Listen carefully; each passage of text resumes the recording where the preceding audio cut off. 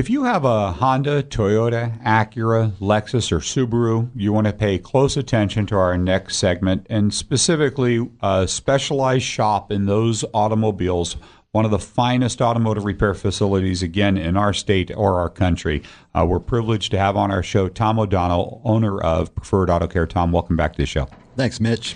And again, I want to thank you especially for taking on being a part of the consumer education process. As a show, that's what we're trying to do, is to bring up the knowledge base so people can make really prepared, informed decisions. And you've really taken that on by being a regular guest on our show, and we want to thank you for that. Today, you wanted to talk about the subject of charging systems and the components and knowledge base for our consumers so that they can adequately have knowledge about that part of their vehicle. So let's start with the components in today's charging systems on modern vehicles. Well, it starts at the battery, and then you've got the alternator, you've got battery cables, battery cable ends, you've got some relays, computers, computer systems, warning lights, and it all ties in together. Well, and it's really interesting you said they all tie in together, because as we go through this segment, they all also can sometimes turn on lights that are not really the problem, and we'll get to that. Let's start with the battery. I think that some people will find their battery, they're replacing it every season or two, and that could be an indicator that something's wrong or that you're not using proper quality. So what should I know if a light comes on my dash that looks like a box with cables on, tips on the end of it, like a battery light? Well, normally when a battery light comes on, and normally it's not the battery, it has something to do with the charging system. And you were talking about just before somebody just goes out and leaves that battery lights on and they hear their slow cranking in their car, that before they just go out and replace that battery, there's some different tests that can be performed to determine if it's the battery or the charging system on the vehicle. Well, yeah, there's a real popular new item out is that little handheld tester, and it would test the battery electronically. And most of the time it'll tell you if it's got a bad cell, tell you how many cold cranking amps are left in the battery, etc.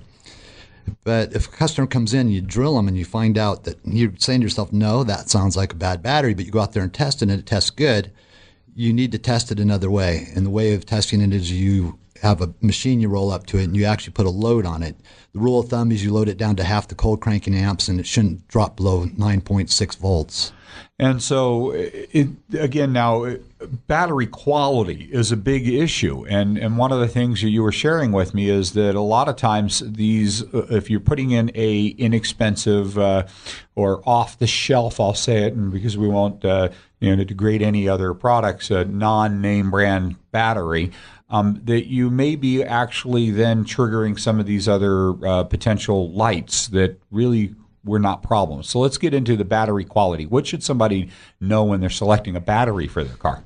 Well, rule of thumb, if you're going to purchase a battery yourself, the rule of thumb is buy a name brand battery.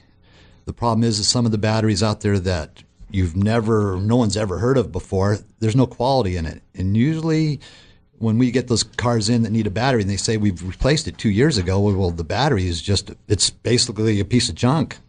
Well, and there's, again, I think this is the knowledge base. People think a battery's a battery. I go out and I buy one. I got one for less. And really, this affects all of these other systems and lights and their electrical system on their car. And that even some of these lower grade batteries will disintegrate or have other problems over time in the heat as well. So let's talk about heat and how it takes a toll on batteries, if you will. Well, heat increases corrosion. Corrosion reduces voltage. Lower voltage induces sulfation, which is death on a battery. Well, and I heard sulfation, we were talking about it earlier, can cause batteries to boil, cook, swell, explode, all these other things. That's what you're talking about when you say sulfation. Yeah, those are extreme cases. Normally, when a battery gets too sulfated, it just doesn't work anymore. And how about, people go up to their car, they open the hood, they look under there, and there's some, white kind of corrosion around their terminals, and they're... What is that caused by, and what should they be doing about that? What can that lead to? Well, the bad connection, like I said, will lead to poor recharging the system. The corrosion can go into the cable and actually ruin the cable, and then the cable Even you do a voltage drop test on it, there's too much resistance in the cable. Now you got to replace the whole cable. And then with some of the new cars, the new cable is actually part of the wire harness, which could be, I've seen them over $600 just for the cable. Just for allowing that corrosion on the terminal to start to creep down the cable itself, now you're chasing wiring through a firewall of the whole vehicle. Yes, so you want to keep them clean. A lot of the manufacturers now, which really is nice, is they make it so that just the ends are replaceable. Well, and then you were talking about in some cases you're able to actually splice in and save a piece of that if somebody's neglected that. Oh yeah, if somebody has one of the cars that their cable is $400 to $600, what we'll do is we'll cut the harness open, replace, go all the way back to where the corrosion stops, splice, solder, and re-insulate it. Still a much larger expense than keeping those battery tips and ends replaced and cleaned. Oh yeah. And I think that's a very neglected part of our cars today. People just don't even pay attention until they have a starting problem. That's correct. So let's talk about the rest of the voltage system in a car and the different parts of the recharging system that go with that battery. Well, the alternator itself's got a voltage regulator built into it. Now, in the old days, you had an alternator and a voltage regulator. That's correct. And today they're putting most of those are in one unit. Yeah, and usually, you could probably buy a voltage regulator separate, but by the time you're done, when you get a rebuilt alternator, at least the ones we get, they come with all new electrical components on the inside, and it's complete. No new bearings and everything. If you just replace the regulator, normally it costs more because you got more labor. The part's usually not cheap. And then you still have one part that's worn that's going to fail sooner than the other part. Yep. So I think this was really an interesting conversation. There's different lights that can come on as a result of simply a battery or a charging system failure, and a lot of shops start chasing what I call them code chasers.